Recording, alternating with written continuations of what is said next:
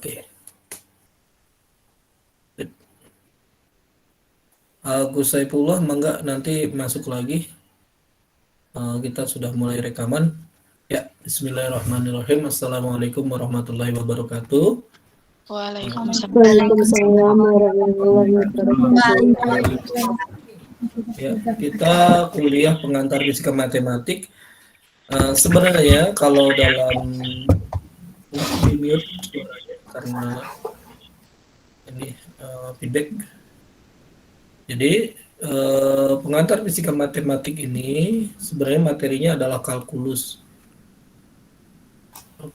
Jadi tapi karena yang ngajarnya dosen fisika gitu ya, disambungkan dengan fisika, jadi akhirnya pengantar fisika matematik. Nanti ketika kita kuliah selama kuliah di fisika, nanti ada beberapa mata kuliah fisika matematik.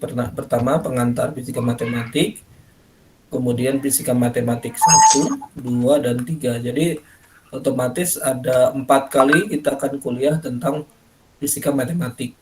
Pengantar fisika matematik 1, 2, dan 3. Pengantar fisika matematik kita sebut fisika matematik versi 0 lah ya. Walaupun sebenarnya dia adalah materinya nanti kalkulus. Perkenalkan, nama saya Bebe Wahid Nuryadin. Saya dosen fisika UIN Bandung. Jadi nanti selama semoga 4 tahun bahkan kurang gitu ya perkuliahan di fisika, kita akan ketemu terus. Semoga sehat selalu, panjang umur ya. Ini nama saya S1, S2, dan S3 di Fisika ITB. Ambil bidangnya fisika, bidang keahliannya adalah fisika nanomaterial, membuat material nano. Kemudian juga ketertarikan saya yang lainnya adalah pengembangan laboratorium fisika. Jadi tidak hanya berkaitan dengan fisika yang secara murni, tapi Bapak juga tertarik dengan bidang pengajaran fisika ya. Terlihat videonya? Sudah berpindah? Terlihat, Pak. Udah ya, ini biodata Bapak. Ini kalau mau kontak silakan ke email atau ke nomor WA. Bapak juga gabung di grup WA gitu ya. Dan rumah di Cileunyi gitu ya. Nah, pesan Bapak buat mahasiswa fisika itu menantang gitu ya. Jadi bersiap-siaplah terutama menghadapi padatnya kuliah ya. Padatnya kuliah misalnya harus ikut kuliah praktikum, kemudian juga ikut di himpunan dan yang lain-lain, sehingga sangat menantang sekali untuk ya ikut kuliah ini. Termasuk juga kalau misalnya kita aktif di luar gitu ya, atau bekerja, Bapak persilahkan gitu ya. Kalau misalnya ada yang masih kuliah juga, tapi ya siap-siaplah untuk membagi waktu gitu ya. Kemudian juga ikut organisasi, mau himpunan, mau di luar kampus gitu ya. Misalnya mau HMI, PMII, dan yang lain-lain, Bapak persilahkan. Karena itu bagian dari kebebasan member akademik ya. Kemudian juga usahakan selalu fokus gitu ya. Karena ya namanya juga mahasiswa gitu ya, tantangan di luar, terus istilahnya makin kompetitif gitu ya. Dan kita juga mencari ilmu di fisika UIN gitu ya, bukan hanya berkaitan dengan pengetahuan, knowledge gitu ya, tapi bagaimana kita juga bisa berkolaborasi dengan orang lain gitu ya. Itu ya pesan Bapak buat kalian ya. Nah, silabus mata kuliah kita terutama untuk pengantar fisika matematik, FISMAT ya. Itu adalah pertama kita akan belajar tentang bilangan real, persamaan hingga fungsi, kemudian limit dan kekontinuan dari sebuah fungsi. Kemudian kita akan belajar tentang fungsi turunan, kemudian aplikasinya. Tadi kan turunan ya, ini turunan. Nah, sekarang kita cari tanjakannya, yaitu namanya integral gitu ya. Integral, kita belajar integral satu dimensi, dua dimensi, tiga dimensi gitu ya. Bahkan kita akan menyelesaikan integral tak tentu gitu dan seterusnya, ya, yang kita sebut sebagai fungsi transenden nanti. Sebagian besar materinya sudah belajar di SMA. Karena sudah belajar gitu ya, kita hanya pendalaman mengulas-ulas bagian pentingnya saja yang biasa atau umum digunakan di fisika. Nah, secara umum kuliah kita itu tujuan utamanya adalah ya kita memiliki keterampilan teknis harus itu mah. Jadi secara teknik kita bisa menghitung misalnya bagaimana mencari pertaksamaan. Jadi bukan hanya secara pengetahuannya dapat, tapi secara teknis kita bisa menghitung. Artinya secara sederhananya adalah kita harus bisa menggerakkan tangan kita untuk menyelesaikan. Nah, tapi juga harus didukung oleh konsep, rumus, metode, dan penalaran yang sesuai ya. Oke, hasil akhirnya adalah kita dapat memiliki pola pikir yang kritis, logis, dan sistematis. Ya, jadi bagaimana cara menghadapi permasalahan matematik gitu ya, atau permasalahan fisika, kita lihat secara matematik, secara kritis, logis, dan sistematis. Dan juga kita harus mencari cara kreatif ya dalam menyelesaikan masalah-masalah ya terkait khususnya secara matematik atau kalkulus. Nanti karena kita materinya masih materi kalkulus gitu ya, tapi nanti di fisika matematik lanjut gitu ya, yang 1, 2, dan 3 nanti akan belajar tentang bagaimana penerapannya dalam fisika gitu ya. Selain itu juga diharapkan mahasiswa mampu membaca teks-teks dan mampu menyelesaikan beberapa masalah yang terdapat dalam teks tersebut. Nah, yang terakhir, selain kita mampu secara teknis, mampu berpikir secara kritis, dan mampu membaca, tapi harus hasil akhirnya lagi atau hasil yang kita terima dari pembelajaran ini, semoga kita juga mampu mengkomunikasikan hasil pemikiran kita. Ya, hasil pemikiran kita tuh dalam artian jawaban-jawaban yang telah kita dapatkan, kita sampaikan, kita komunikasikan baik secara lisan maupun tulisan. Jangan sampai kita hanya mampu sampai pada menyelesaikan masalah, tapi ketika ditanya apa maksudnya, apa interpretasinya, tapi ternyata kita belum mampu mengkomunikasikannya. Jadi ternyata matematik pun harus kita dalam artiannya kita komunikasikan sebagai bagian dari menyelesaikan atau masalah yang lebih besar. Jadi nanti orang lain akan paham, oh maksudnya ini, dan bisa diaplikasikan di tempat lain. Oke, itu ya. Ada pertanyaan tentang tujuan pembelajaran? Tidak. Belum ada? Oke, ya. Nah, untuk berkaitan ujian, kuis, atau PR, ya, nilainya seperti ini. Nah, ini karena modul lama ya. Kira-kira seperti ini, ujian 1, 2, atau UTS ya. UTS dan UAS. Itu kita akan lakukan di kisaran bulan Oktober atau Desember. Dan Desember, masing-masing sekitar 45%. Jadi nanti UTS 45%, UAS 45%. Jadi pertemuan ke-1 sekarang sampai pertemuan ke-7 itu materinya itu akan di UTS-kan. Kemudian materi pertemuan ke-9 sampai ke-15 itu akan jadi materi yang akan di-UAS-kan. Jadi masing-masing akan terpisah. UTS ujian sendiri gitu ya, maksudnya materinya dari 1 sampai 7. Pertemuan 1 sampai 7, UAS itu pertemuan 9 sampai pertemuan 15. Nah, pertemuan 8-nya kita adalah pertemuan UTS, jadwal UTS. Ke-15-nya adalah jadwal UAS. 6 ke-16 ya, jadwal UAS. Sedangkan PR, tugas, kuis, dan keaktifan di kelas itu kira-kira sekitar 10%. Ya, tapi kalau misalnya ternyata nanti menuntut perubahan berapa persen nilai UTS dan UAS yang akan digunakan jadi nilai akhir. Nanti mungkin kita akan diskusikan lagi kalau misalnya membutuhkan perubahan gitu ya. Nah, ini yang mungkin berat buat kita. Di UIN itu aturannya adalah jika 80 sampai 100 nilainya A. Kalau 60 sampai 80 itu jadi B. Ya, kurang dari 50 maaf, 50 sampai 60 itu jadi C. Ya. Nah, kurang dari 50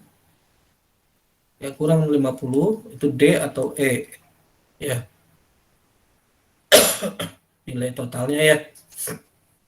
Tapi kalau misalnya membutuhkan evaluasi, mungkin kita akan evaluasi di bulan Januari 2022. Tapi kemungkinan sih Desember ya. Kalau misalnya membutuhkan evaluasi.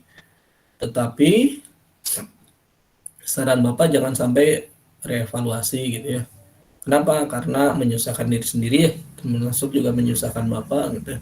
Jadi sebaiknya berusaha di UTS dan UAS sehingga kita akan dapatkan nilai yang terbaik, sambil juga bahwa kalau misalnya menunjukkan PR, kuis, dan keaktifan di kelas itu akan menambah total 10. Misalnya tadinya nilainya 90 gitu ya, rata-rata UTS UAS gitu ya, nanti total keaktifan di kelas jadi nambah 10 gitu, jadi total 100. Itu langsung dapat A gitu. Tapi insya Allah gitu ya, semoga bisa semua ya. Terlihat sih pada pintar-pintar ini ya, penerima beasiswa ya banyaknya ya. Ya. Baru main berapa? Oke. Sama Apip? Oke. Sebentar, ada anak saya. Oke, sip. Ada Tete di sana. Tapi kenapa dia main sama Apip berdua?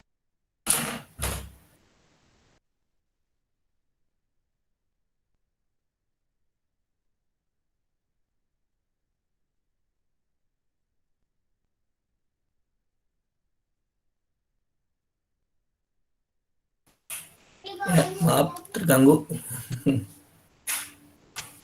Nah, nanti ada tanggapan buat untuk penilaian. Tapi Bapak tidak terlalu strict untuk masalah penilaian ya. Kalau bisa dapat A, kenapa harus dapat B gitu intinya Mbak ya. Tapi pastikan dulu kalian berusaha sekuat mungkin, seberusaha mungkin ya. Tetapi jangan sampai mengorbankan banyak hal lah. Dalam arti jangan terlalu stres gitu ya. Ya karena juga ini namanya juga mata kuliah gitu atau ujian biasa lah, bukan ujian hidup ya ini mah. Jadi jangan terlalu stres lah dalam memikirkan kuliah ini ya. Tapi kalau ya berusaha ya sebaik mungkin ya. Gitu. Tapi kalau ada masalah misalnya Pak saya mau udah stres kuliah ini nggak bisa-bisa gitu ya, nanti mungkin akan ada disediakan tutor untuk belajar tambahan gitu ya, atau yang lainnya, atau perkuliahan ditambah atau diperbaiki gitu dan seterusnya ya. Tapi kalau ada udah misalnya terlalu jenuh misalnya ya sudah nggak usah ikutan kuliah gitu, yang penting ujiannya bisa gitu ya. Oke, nanti kita akan membahas tentang permasalahan-permasalahan soal-soal kalkulus gitu ya, yang ada kecenderungannya dengan permasalahan fisis ya. Oke. Nah, hari ini kita akan belajar tentang maaf. Kita akan belajar tentang pendahuluan, yaitu bilangan real, pertaksamaan, dan nilai mutlak. Nah, saya Bapak ngecek mic-nya takut mati. Kedengaran kan? Masih kedengaran ya? Kedengaran Pak. Oke, ya, hari ini. Oke, sekarang kita akan masuk ke bagian pendahuluan, yaitu bilangan real, pertaksamaan, dan nilai mutlak. Nah, ini segala sesuatu mulai dari bilangan. Pemahaman kita misalnya angka Romawi 1, 2, 3, 4 misalnya awalnya gini gitu, terus diubah menjadi lebih sederhana jadi 4 gini, kemudian 5, 6, 5 tambah 1, 6, dan seterusnya gitu ya. Itu adalah angka Romawi. Kemudian orang mulai berpikir bahwa ada cara lebih sederhananya, yaitu angka Arab 1, 2, 3, 4, 5, 6, 7, dan seterusnya. Cara penambahannya lebih mudah dibandingkan angka Romawi. Ya, angka Romawi tidak bisa ditambahkan kecuali diurai satu persatu.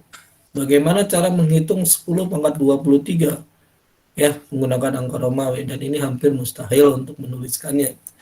Tapi dengan angka Arab, gitu ya, angka Arab itu kita mudah, 7, 8, 9 gitu ya.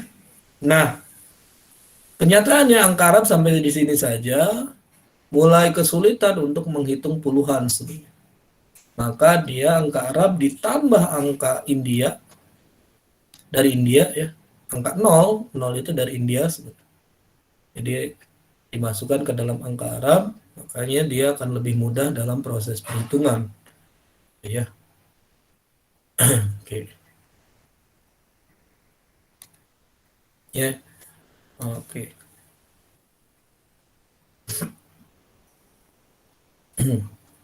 Oke, kita sudah tahu kan atau apa yang dimaksud dengan bilangan ya. Mulai tadi misalnya kita sudah pernah belajar kan bilangan asli, bilangan real, yaitu semua bilangan yang dapat dinyatakan dalam bentuk desimal. Kemudian desimal itu artinya 0,3333 misalnya 0,1, 0,2, udah tahu kan angka ini. Kemudian ada bilangan rasional, yaitu bilangan yang berhenti atau berulang. Yang berhenti itu ini kan desimal ya, setengah itu pecahan. Nah, dapat diubah menjadi desimal 0,5, berhenti aja, titik. Ya, berhenti dia. Atau berulang. Ya, maka dia adalah bilangan rasional. Nah, bilangan real itu, yaitu bilangan yang bisa dibuat dalam bentuk desimal, itu ada bagian rasional dan ada bagian irasional. Yaitu bentuk desimal yang tak berhenti dan tak berulang. Coba lihat akar 2 ini. Akar 2 ini kadang kita membuat dalam bentuk akar 2 ini aproksimasi itu nilai terdekatnya itu adalah 1,4 nilai terdekatnya.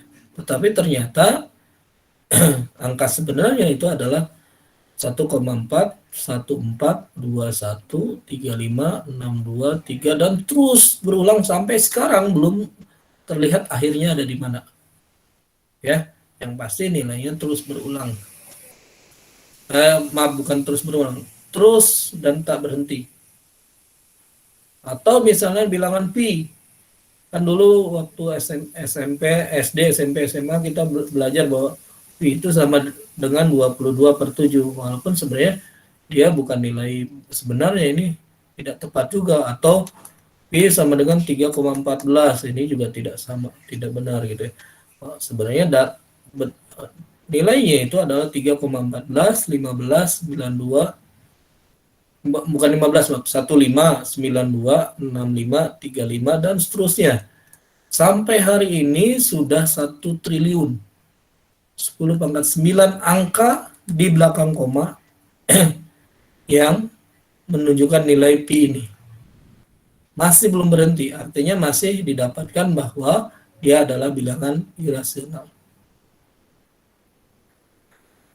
Sudah banyak orang yang berusaha untuk membuktikan bahwa akar 2 pi atau epsilon gitu ya, 2,7 berapa gitu ya, dia adalah bilangan rasional. Ternyata masih tetap gagal, bahkan superkomputer pun masih melihat bahwa itu masih tetap berperilaku sebagai bilangan irasional. Ya, ini ada mem gitu ya. Ini ada angka 8. Angka 8 ini adalah bilangan rasional. Ya, karena dia berhenti 8,0 gitu. 0000 berulang ya. Artinya dia nilainya 8 dan ini adalah bilangan rasional. Dia bertanya kepada pi dan akar 2 bahwa mereka jangan berantem terus. Kenapa? Karena pemikiran pi dan akar 2 itu masih irasional, tidak rasional gitu. Padahal memang mereka adalah angka irasional gitu.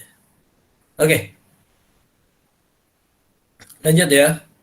Nah, himpunan bilangan real itu tadi ada bilangan rasional dan irasional.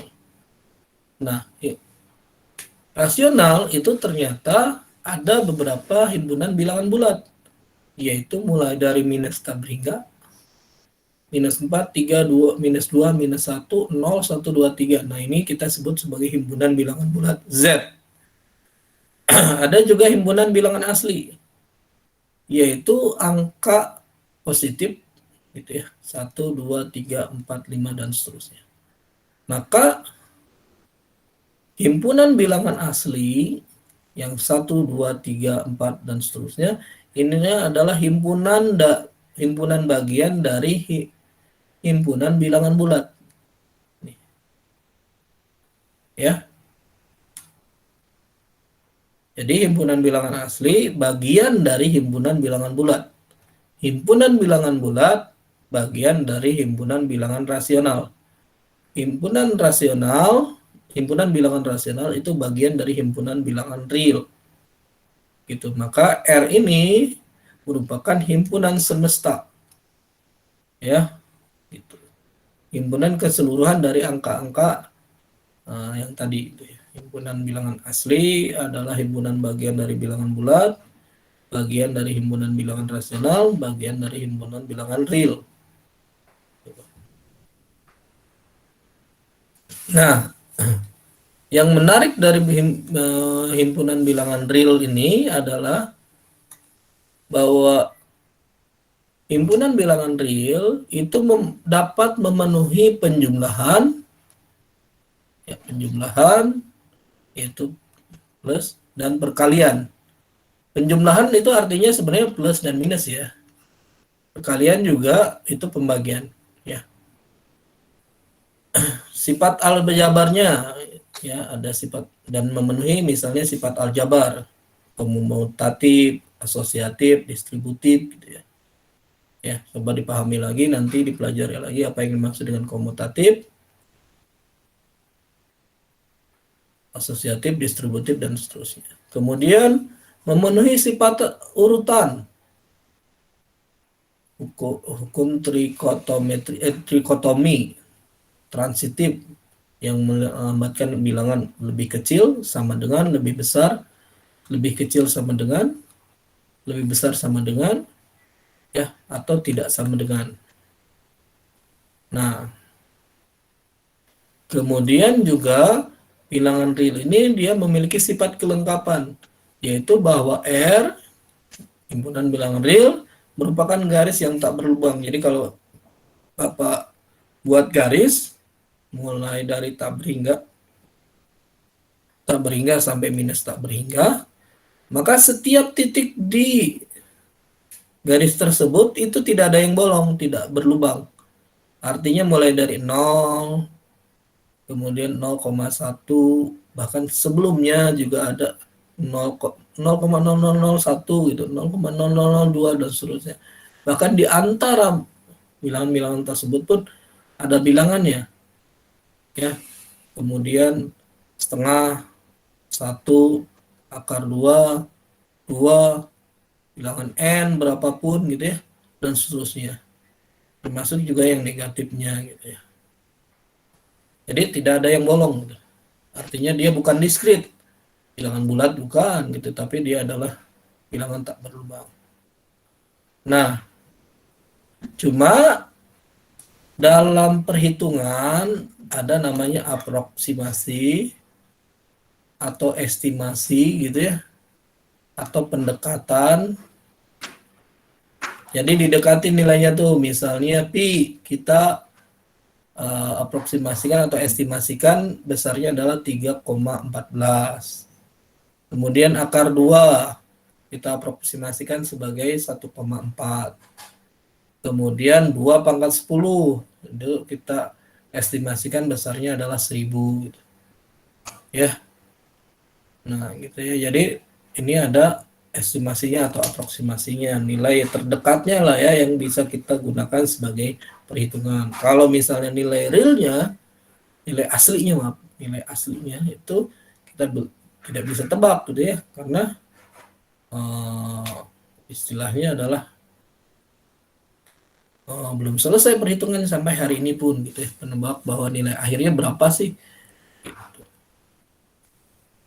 Ya. Nah, selain itu juga kita harus bisa menggunakan logika dalam matematik tuh. Ya. Dalam berargumentasi kita akan sering menggunakan kalimat misalnya, jika kita melakukan A, maka kita akan mendapatkan konsekuensi B misalnya. Ya. Nah, misalnya ada tabel kebenaran misalnya. Jika P, maka Q. Nah, jika P-nya benar, Q-nya benar, maka hubungan antara P dengan Q-nya, hubungan tabel kebenarannya itu adalah benar. Jika B, maka Q-nya jika P-nya benar, sedangkan Q-nya salah, hubungan jika makanya itu akan tetap salah. Sedangkan jika P-nya salah, Q-nya benar, maka hubungan jika makanya benar. Sedangkan jika keduanya salah, maka dia benar. Nah, ini yang menarik ya, hubungan jika makanya.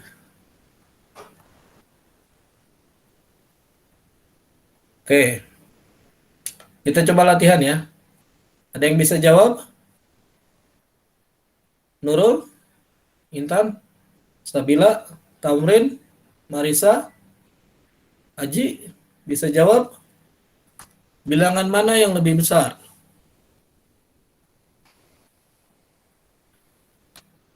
Pi 22/7, 3,14. Mana yang lebih besar? 3,14.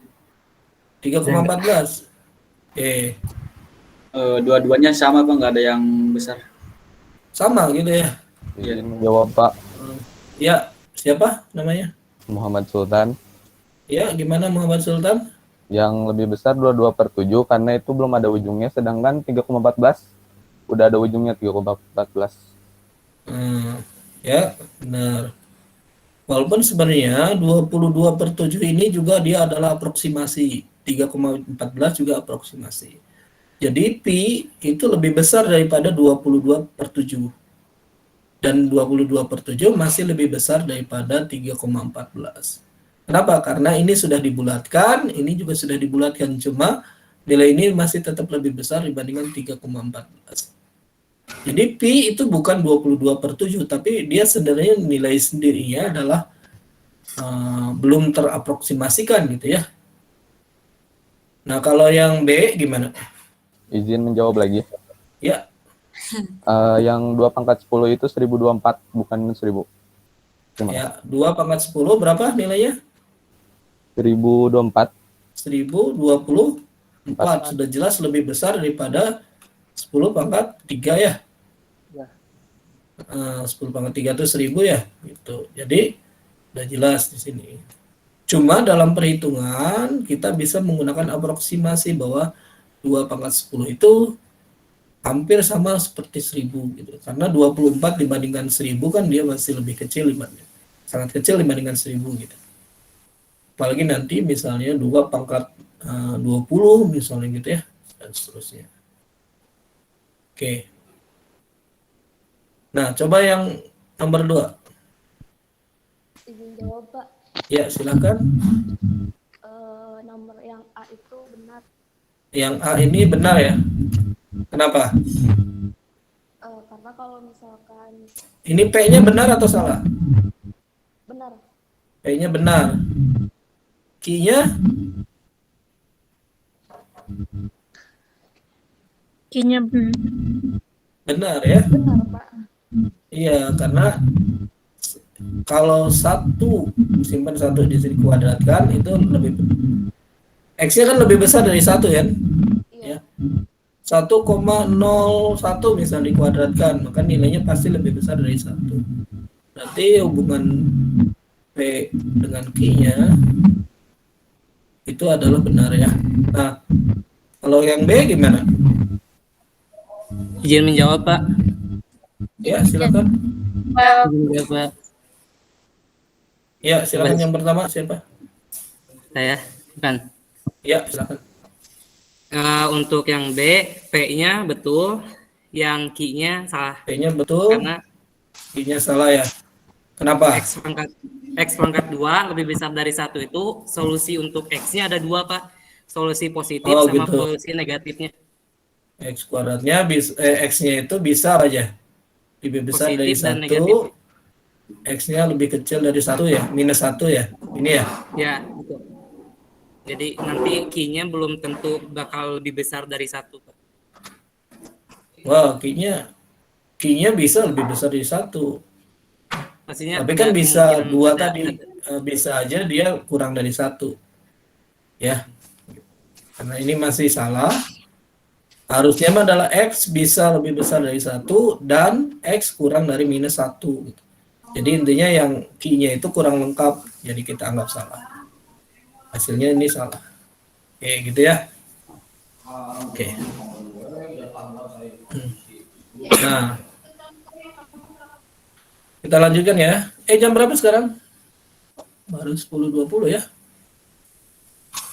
Udah, kita baru sebentar. Tapi terasa pusing. Mungkin hari pertama langsung dikasih fisika matematik. Kalkulus sih. Sudah pusing belum? Dikit, Pak. Oh, dikit ya. Oke, berarti masih bisa ditoleran ya.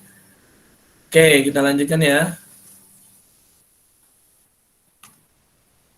Kita lanjutkan pertaksamaan dan nilai mutlak. Misalnya, kalimat seperempat itu lebih kecil daripada setengah. Merupakan suatu ketaksamaan yang benar.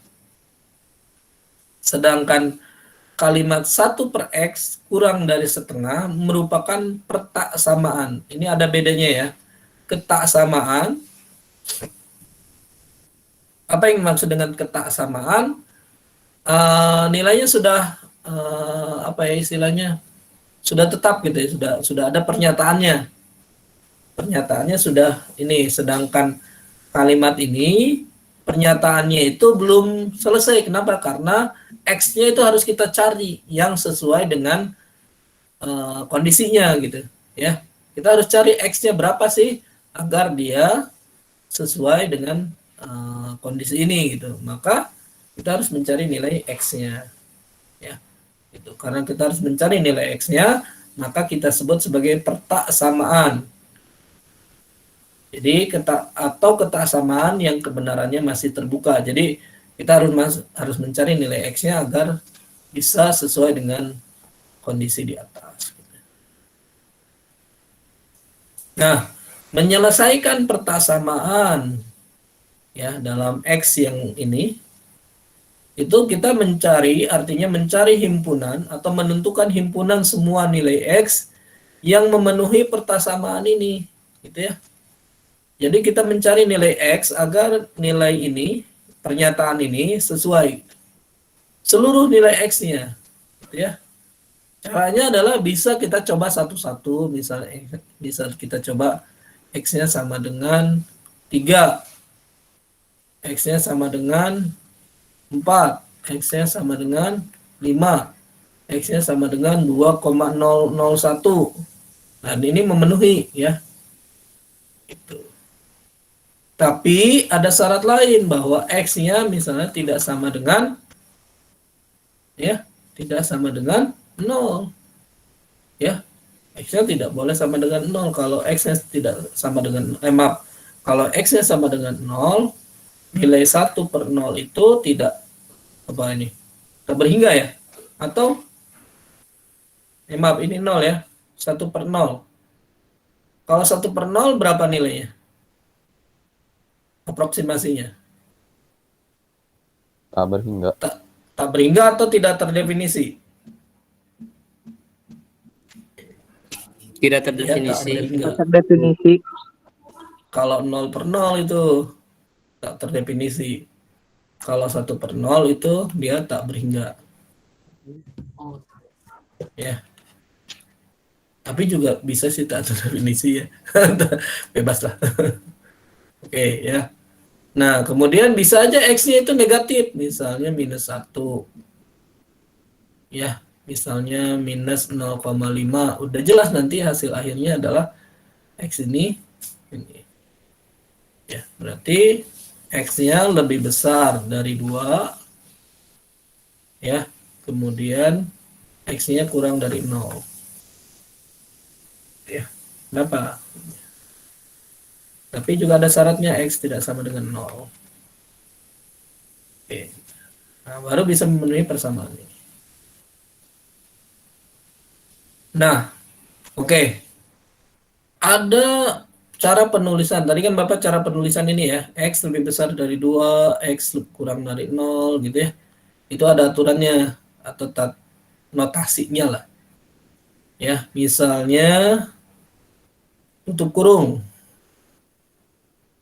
Ya, A kurung buka A, B kurung tutup. Berarti dia adalah X-nya itu berada di antara A kurang dari X, X kurang dari B. Sedangkan kalau kurung bukanya itu adalah kotak A, yang ini nih. Kurung bukanya kotak A, B. Kurung tutupnya juga kotak, maka dia adalah A kurang sama dengan dari X, A kurang sama dengan X, X kurang sama dengan B. Atau gabungannya, kotak A, B, kurung tutup, tapi ini adalah yang bulat ya. Maka dia adalah A kurang sama dengan X, X kurang dari B. Atau sebaliknya. Nah, ada juga misalnya tanda ini. Minus tak berhingga, kurung buka, minus tak berhingga sampai B. Maka tanda bacanya adalah, cara bacanya, X kurang dari B. X kurang dari B. Ya. Gitu ya. Yang satu lagi, kalau yang ini berarti adalah X kurang sama dengan B. Kenapa? Karena tandanya ini. Ya sebenarnya yang ini pun, yang dalam buka kurung A, B, itu artinya A, B. Berarti X lebih besar dari A. X lebih kecil dari B. Gitu ya. Nah, X lebih kecil dari ini adalah B. X lebih kecil dari B. Berarti dia ke sini tandanya. Kemudian X lebih besar dari A. Dan kita tahu A lebih besar, A lebih kecil daripada B. Jadi posisinya di sini dan dia ke sini. Ini adalah X lebih besar dari A, yang ini adalah X lebih kecil dari B. Ini garis ini. Maka daerah yang dipenuhi oleh keduanya itu adalah daerah sini. Yaitu daerah X kurang dari A, X lebih kecil dari X lebih besar dari A, X kurang dari B. Sama seperti ini. Itu. Jadi dia sebenarnya adalah daerah yang dilingkupi oleh dua aturan tadi. X lebih besar dari A, X kurang dari B. Dan daerahnya kita adalah daerah irisan disebutnya. Ya, dan seterusnya. Ya, mangga dipahami. Oke, contoh ini. Jadi, contoh yang tadi ya, menyelesaikan persamaan 1 per X lebih kecil dari setengah. Cara jawabnya adalah kita pindahkan ruas yang ini. pindah ruas ke sebelah sini menjadi 1 per X minus setengah kurang dari 0. Nah, jawabannya adalah kita buat aturan kupu-kupu ya. Bentuknya gini. 1 kali 2 minus 1 kali X, kemudian X kali ini. Inilah aturan kupu-kupu ya. Jadi 1 kali 2 dikurang 1 kali X dibagi X kali 2 jadi 2X. Hasilnya adalah 2 minus X per 2X. Yang ini salah nih penulisannya. Ya.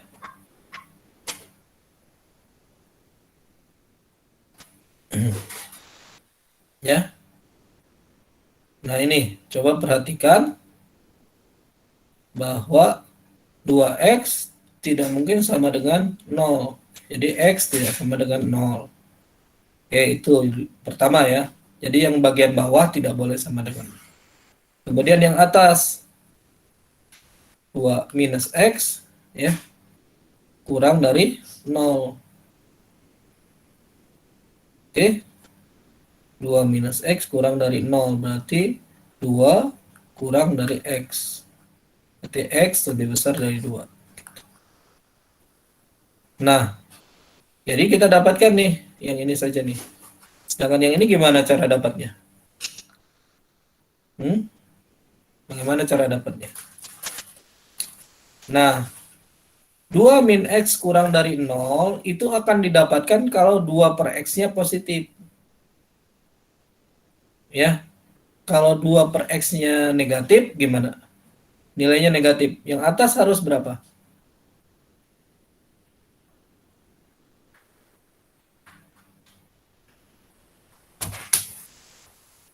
Yuk.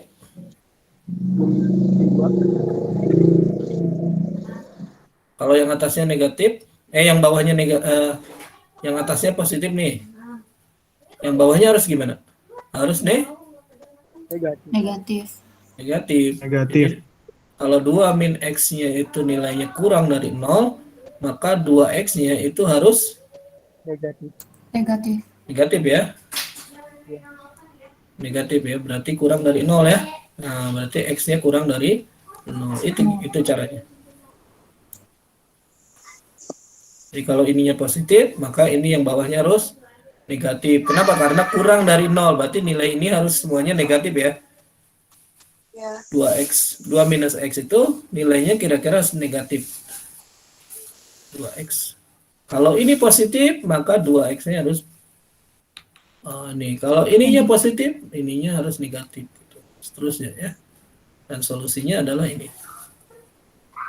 X lebih besar dari 2 dan X kurang dari 0. Kenapa X tidak sama dengan 0-nya nggak masukin? Karena lihat ada aturan ini. X-nya tidak boleh kurang dari 0. Lebih dari 0. Gitu. Jadi kalau kita buat garis gini. Ini sini 0, ini 2. Lebih besar dari 0. Lebih besar dari 2X, lebih besar dari 2X. Kurang dari 0. Dan ini bulatannya terbuka ya.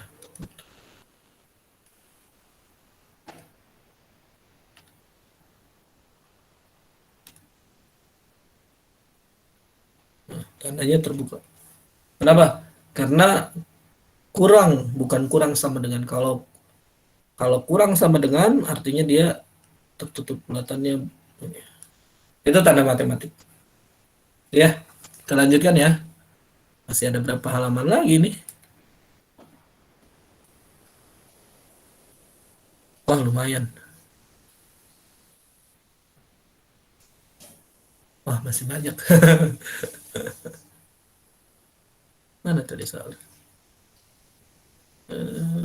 Ini ya. Nomor ini. Oke, nah. Kemudian ada nilai mutlak. Masih kelihatan? Sharingnya masih? Kelihatan. Masih ya. Ada yang bermasalah dengan kuota? Enggak ya? Atau Tidak. belum? Belum ya? Semoga jangan. Aman. Ya. Oke. Ada nilai mutlak. Ada nilai mutlak. Nilai mutlak itu adalah secara bersederhananya ya, nilai mutlak itu adalah jarak dari 0 ke nilai X tersebut. Karena jarak, berarti dia adalah skalar.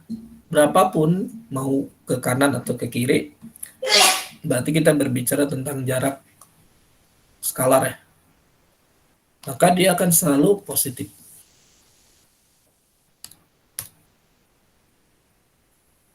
Ya, karena dia selalu positif. Ya. Mutlak X itu akan sama dengan X jika X-nya lebih besar dari 0. Jika X-nya sama dengan 0, maka nilai X-nya sama dengan 0. Tetapi jika X-nya itu negatif, maka dia jika X-nya negatif, ini ya, maka nilai mutlaknya itu adalah negatif dari nilai X-nya. Pasti dia selalu positif. Dan kemudian ada beberapa sifatnya. Skalar A, nilai mutlak A kali B, nilai mutlak dari A kali B itu adalah sama dengan nilai mutlak A dikali nilai mutlak B. Sedangkan nilai mutlak A ditambah B itu selalu lebih kecil sama dengan nilai mutlak A ditambah nilai mutlak B. Syaratnya apa? Kalau A tambah B-nya A-nya positif, B-nya positif, dia akan sama dengan. Ya. Tapi kalau berbeda misalnya A-nya positif, B-nya negatif gitu ya, maka nilai mutlaknya tetap selalu lebih kecil sama dengan nilai mutlak A ditambah nilai mutlak B. Contoh, ya. 7 kali 5 itu sama dengan mutlak 7 dikalikan mutlak 5. Ya, sama dengan 35. Atau minus 7 kali 5. Ya, sama dengan mutlak minus 7 kali 5. Maka nilainya tetap 35. Kenapa? Karena nilai mutlak minus 7 itu nilainya 7. Sedangkan coba kita perhatikan. 7 minus 5. Maka nilainya adalah berapa? 2 ya. Yang mutlak 2 dan nilainya adalah 2. Kalau kita uraikan, mutlak 7 minus 5 ya, itu sama dengan kurang sama dengan ini. Mutlak 7 tambah mutlak minus 5. Kurang sama dengan mutlak 7 berapa? 7 ya. Mutlak minus 5. Sedangkan ini kita tahu nilainya adalah 2, yang ini adalah 12 ya. Jadi sudah jelas kelihatan ya. Kemudian kalau misalnya kita punya mutlak X itu lebih kecil dari A, maka nilai X-nya itu bisa di antara minus A sampai A.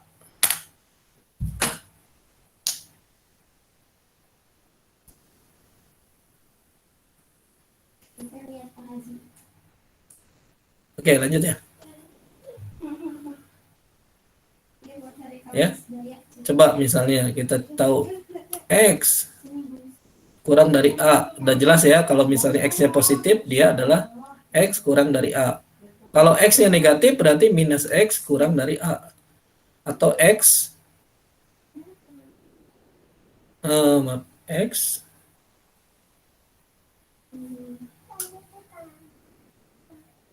bentar.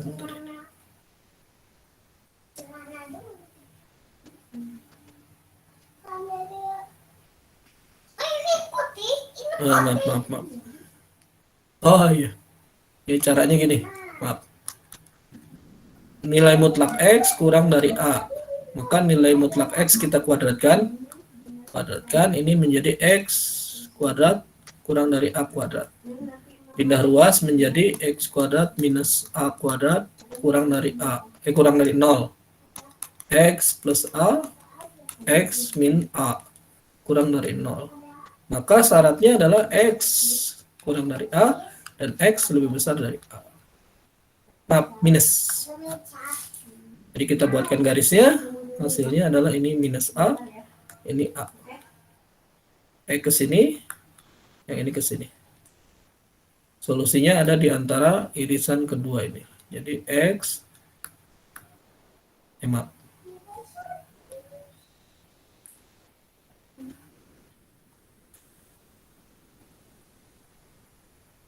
Maaf. Nah, solusinya ini sama seperti ini. Gitu ya.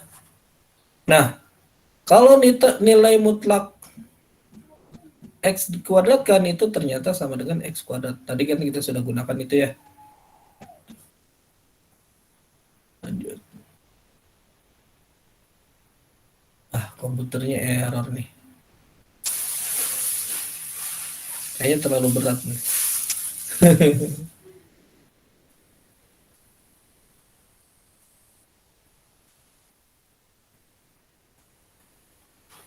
Bapak stop sharing dulu ya.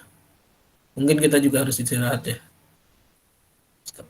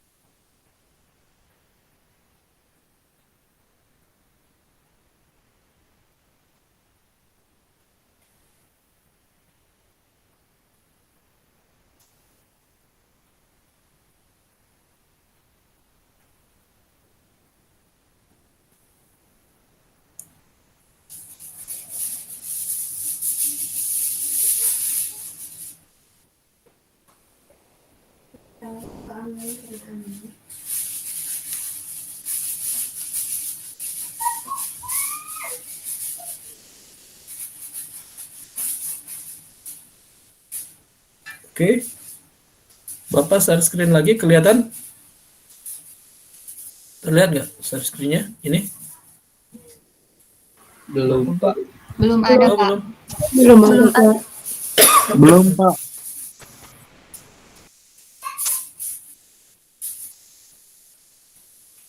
Belum ya? Iya Pak, belum. Belum ada.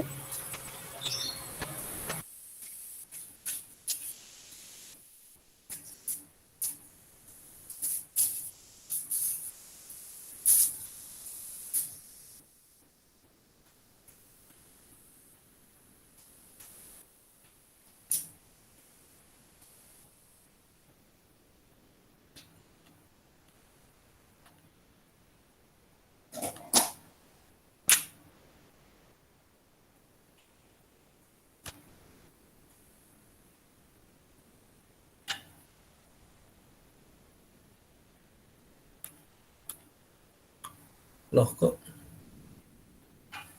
Bentar.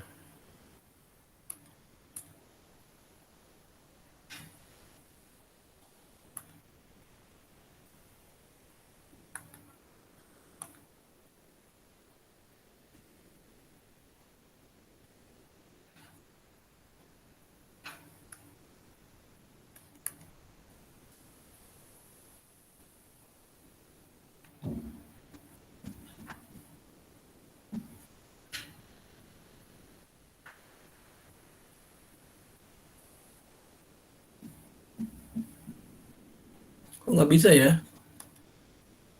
Bapak tutup dulu deh ininya.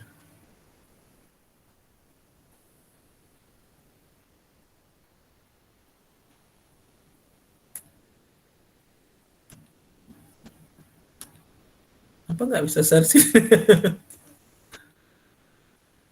Oke, kita tutup dulu deh ininya. Bentar ya Bapak, tutup dulu rekamannya. Sudah lama nggak ngajar, jadi lupa lagi lah caranya.